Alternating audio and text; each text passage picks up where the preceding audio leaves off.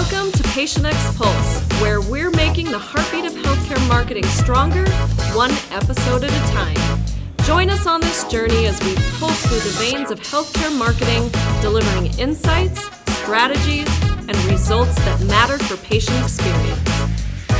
Hello, and welcome to the PatientX Pulse.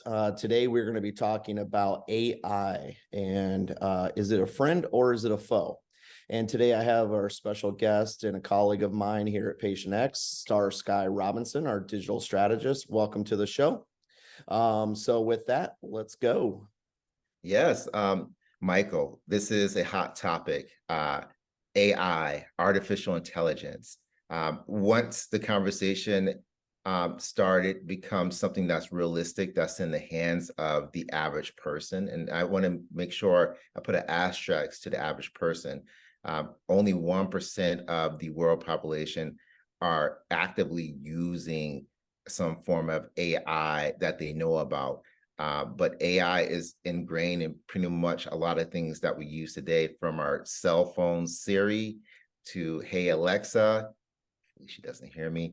But AI is becoming a dominant technology and maybe tool in our daily lives. And when we start talking about the health space, medical practitioners, doctors, nurses, overall that whole world, we start having these open dialogues about how does artificial intelligence, AI, play not only in the business and business and tool aspect of it, but down to the patient.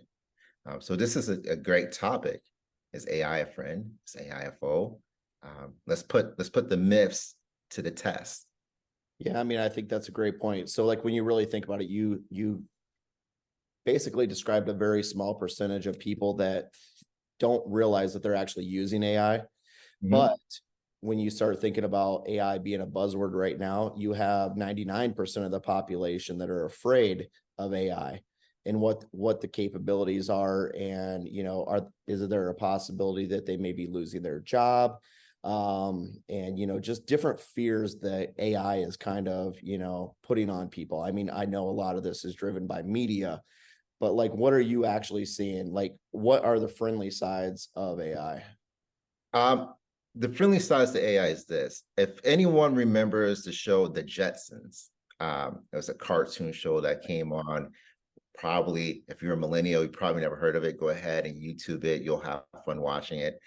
It's a show that was like futuristic show in which technology is part of the average person's life.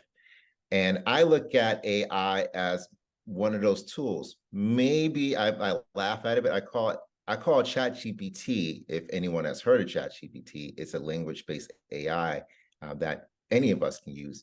I say ChatGPT is our Rosie, and Rosie was a robot, an AI robot that just assisted with the home. She was the nanny of the house. She was a robot. She had her own personality and everything else. But I really look at AI as being more of a assistant to our daily routine activities. Everything from writing copy, which is like the bottom of the barrel, to creating presentations, to creating graphics and arts, and even to doing reporting. But that's just, once again, that's the snowflake on top of the iceberg of what artificial intelligence can do. I just look at it as it's just another extension, a tool, just like our computer or our Zoom calls that we're adding to our daily lives. I agree. I mean, like, that's the thing, even like for our clients, I'm using AI to like analyze data now for me. And what it's doing is creating more efficiency. So therefore I have more time to work on strategic pieces for our clients. So I'm totally with you 100%. But, if you want to talk about Rosie, it's right here now, right? It's all right in that mobile app, doesn't have legs or, the apron like Rosie, but ChatGPT, there's different AI, abilities on our phones now. And, the funny thing was too is, we're in the healthcare business and we're like, what advantages are there going to be in AI in healthcare? But then what disadvantages are going to be there too? And I mean, today we just read an article, about the cardiovascular predictions that AI is doing. It's actually predicting people's, possibility of having a heart attack or a cardiac issue 5 to 10 years in advance. Like where do you think that's going to go? And how do you think we can actually utilize that to educate patients and, just inform them of what possibilities might be there? Yeah. So just think about that. Me as a patient, I put myself in the patient's shoes. Me as a patient, I come to a doctor and a doctor is able to use AI tools, technologies to say, hey, we have information here and insights, basically real time that shows that you might be prone to a heart issue. But here goes the real-time preventative measures that you can take. That doctor was able to pull all that information real time and be able to give that to me, the patient, who now feels like, okay, the doctor is able to address the issue that I did not know I have. And then is able to basically provide me real-time information of habits, things, even just like what I need to do to make sure that I am not going to suffer or have a long-term health condition, that this is preventative. I'm the patient, am ecstatic.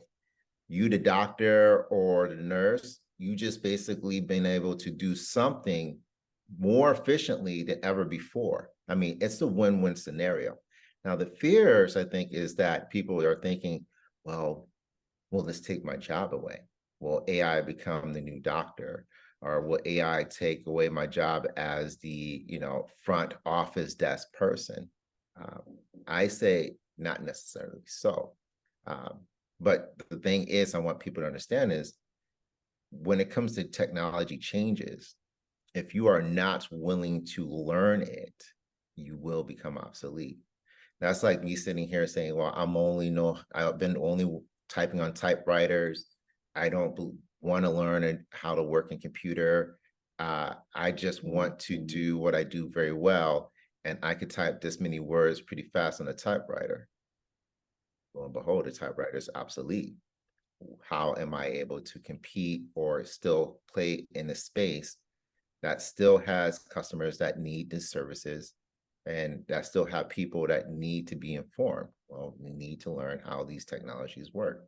And we're here to give you more information about certain technologies we believe that will be standard, or we predict that might be standard, that you might want to learn more about. Right.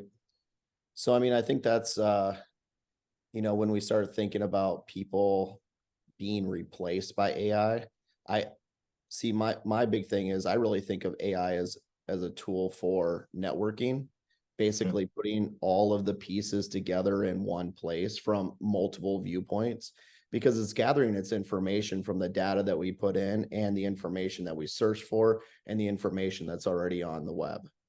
So, and also, a lot of people don't realize this, but all the data that has been collected in your EMRs, EHRs, all of that data is also being pulled into AI to be able to make those predictive, analysis of what may be going on with a person. So basically, instead of having one person who maybe sees, 50, patients a week, now you have millions of patients' data being in one place in a matter of seconds. So I really see that as an advantage too. And as we were just talking about, it's that predictive analytics, it's really taking all that information and making you stronger to do what you actually do. I mean, you still need that human element. And I know we're going to make this a 4-part series and we're going to get into the human element a little bit more, in a few weeks. But I think that that's something to talk about a little bit, just, maybe hit on a little bit, like AI is machine, you have the human. So how are we going to, kind of bring that together and make, not necessarily just AI stronger, but the human stronger as well? What do you kind of see happening there? So this is going to prelude to a future coming episode in which we're probably going to do a poll because we want to hear from you, our listeners, of what you think. But when it comes to the human element, listen, AI, as Michael said, it's is pulling from data points. And one conversation I was having a while ago was like, well, AI is only able to give out what we put in. There's a human element. It's only able to give out what the human is willing to put in. Now, one example, I was playing with a AI platform called Midjourney, which is more of a visual art AI. You put in prompts, you put in information, and it could produce a very beautiful art piece, or it could produce something that's kind of wonky and off. What I tried to play around with it, I tried to say, hey, I want to have a Afro-Latina barbershop woman. I want to have like an Afro-Latina woman-owned barbershop who she's giving haircuts to a person. Lo and behold, the AI did not have enough information to show that women actually own barbershops. And it could not figure out how to make the woman giving a haircut to a man. So there goes limitations. It takes humans, us, to show that, hey, women can be barbers at a male barbershop. An Afro-Latina can be an owner of a barbershop. But AI, since it didn't have that data to pull from, it could not do that. Now, when we talk about the healthcare industry, once again, right, you need to be able to put that information, those data, in a kind of a enclosed system in which that allows the AI to do what AI is supposed to do. But then this leads into another conversation that we're probably going to have a deeper conversation about. Is AI HIPAA compliant? Right, exactly. Yep. And I think that's, part of it too, is like, is HIPAA compliant? The other problem that we have too, as we both know, is like especially like when it comes to marketing, at least, we know healthcare is probably 10 years behind. So the information that's actually online, a lot of that is, either older information. And now that, healthcare is starting to catch up, it's newer information that AI hasn't captured yet. So it's still putting us in kind of that, area of being behind, just because the amount of healthcare data that's actually out there on patients, which is to be expected, because again, it goes to what you were saying, HIPAA. A lot of that information couldn't be shared, patient testimonials and, getting into details about what was actually wrong with them and the diagnosis and so forth. So we have a lot of limitations that we're going to see, I think, over the next couple of years. And I think with, as we start to pull that data from the actual databases, from the EMR, EHR, I think we'll start to see more progress if federal regulations allow it. I mean, I think that's going to be the thing. What does CMS say, So what are your kind of thoughts, like where you see like AI right now? Where do you see AI benefiting our facilities and clinics, that are out there looking to acquire more patients and be able to use like those kind of demographic points that AI can collect to really move them forward in marketing and reaching out to those people? What do you see in there? So I had a couple conversations with a couple other people in the industries to predict where AI is going to take us in the long run. It's kind of hard to predict because it's going to leap us so far in advance in what we're doing today that is kind of unpredictable. In the short term, AI is, what we said, AI is going to allow us to be more proficient, more accurate with information that we are collecting and gathering, to put reports, case studies together, to give our patients more information on how they can live longer, healthier lifestyles, and then giving them preventative measures to do it, while our businesses are performing and pulling in more data to help us enhance our services and tools that we give to our clients. So what I'm saying today is, in a short run, AI will make our businesses run more efficiently. And I actually did a poll on my LinkedIn page. And the poll was basically AI, friend or foe. And I gave people 4 choices to choose from. The 4 choices were, do you think AI is a major game changer?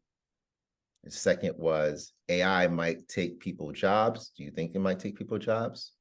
The third choice was, there are benefits, there are also drawbacks. And the last choice that I gave people to choose from was, I need more information about AI. In my LinkedIn profile, of course, I have people that's in the tech industry, marketing industry. Most people said, there are benefits, but there are also drawbacks. And the drawbacks are probably, we need to make sure that we're giving AI the correct data points, the correct information to choose and collect for. Because if we give AI the wrong information, guess what it's going to spit out? Wrong information.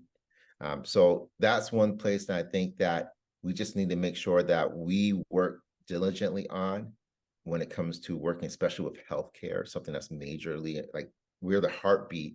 When it comes to health, health is the heartbeat of our nation. So when we start looking at how to utilize AI, we just need to make sure that we are being as accurate, as open-minded as possible, and providing the correct information to give to any medical practice within this space. Sorry for being so vague about it, because AI is really changing how we do things. And none of us can predict 10 years from now how AI is going to change, but at least in the short run, the next 2 years, 3 years, we know that it can improve how we do things dramatically. Well, I agree. We have to be vague because it's, growing, is changing. I mean, it's learning, right? That's the whole idea of AI.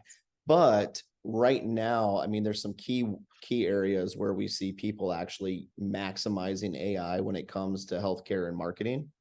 So you want to touch a base on that a little bit more? I mean, we see people writing content. We see people, designing ads. Yes. Of course, they need the human element, but I mean, I think we need to touch base on that, like, the advantages and disadvantages of that, because, we are a marketing team. We are using technology to drive results for our clients.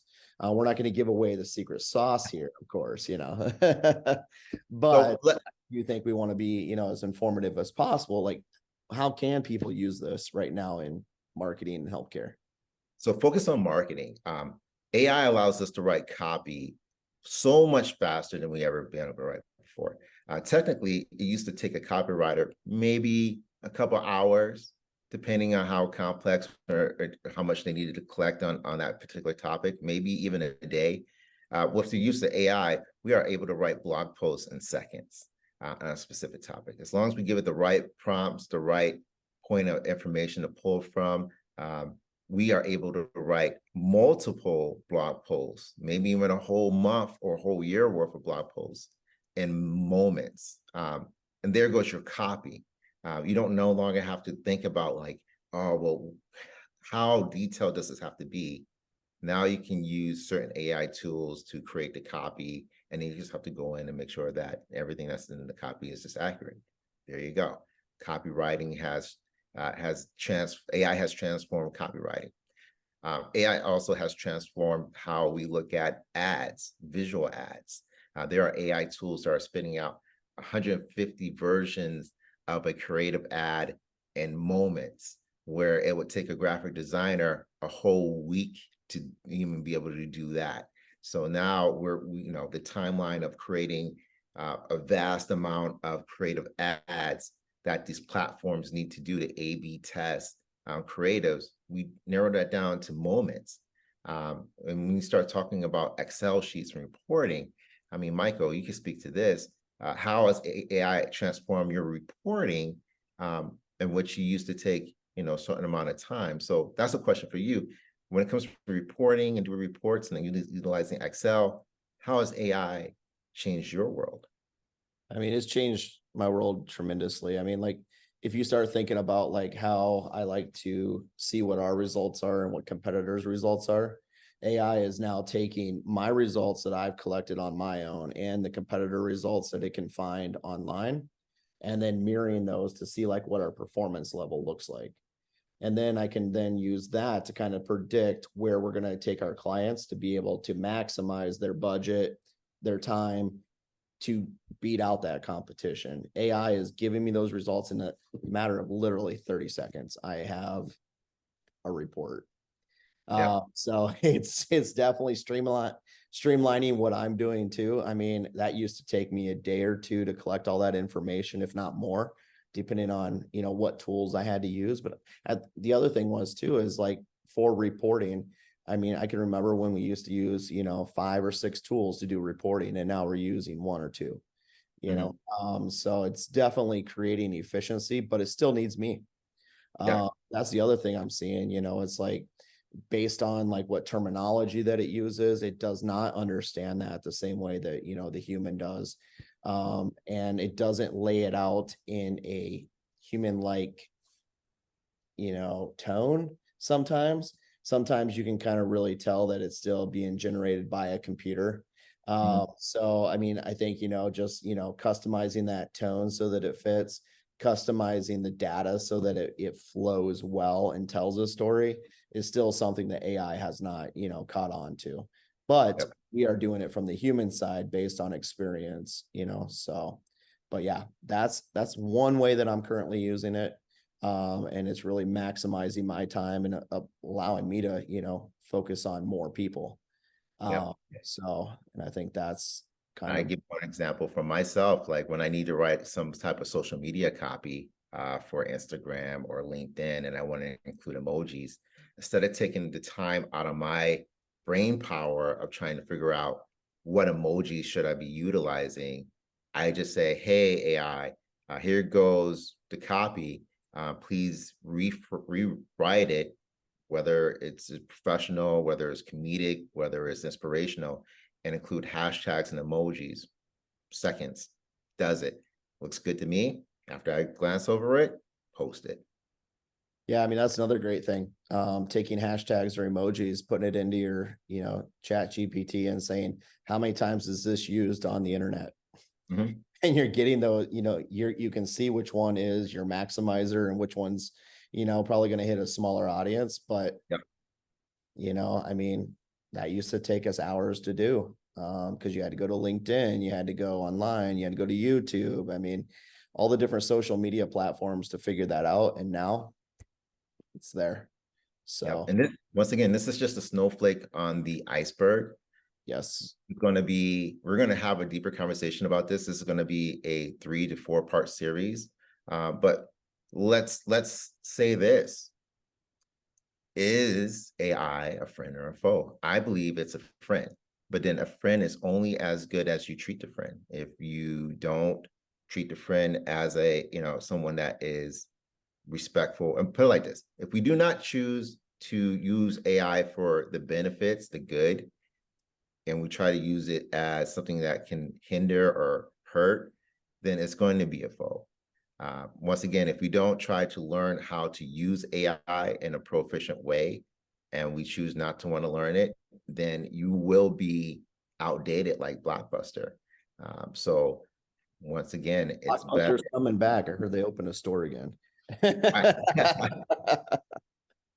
um, but at the end of the day, and hopefully this makes sense to everyone who's listening, I truly believe that AI will enhance the way we do things. It is not a negative tool. It's not a tool that's going to take your job away.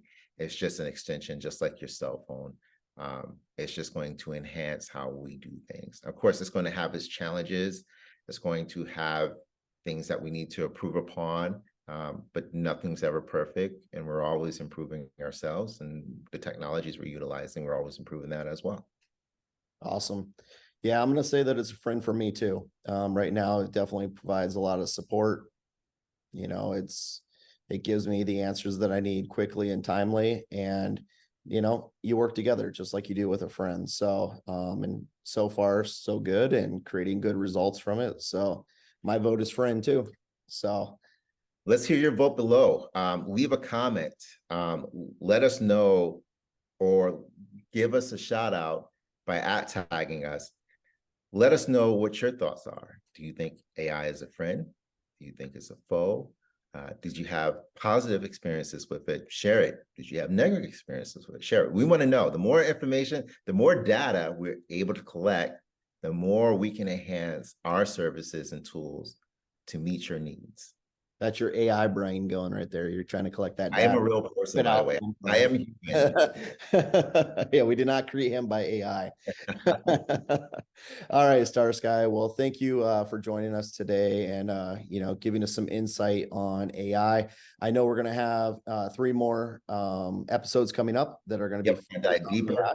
We're going to get deeper in the conversation. We're going to get deeper. We're going to get more tactical and everything. But this was a great overview of just kind of what we're thinking and seeing in AI, just to kind of get people's, minds thinking in that direction as we start, our 4 AI, episode series. So, all right, ladies and gentlemen, thank you for joining us today. Again, thank you, Starsky.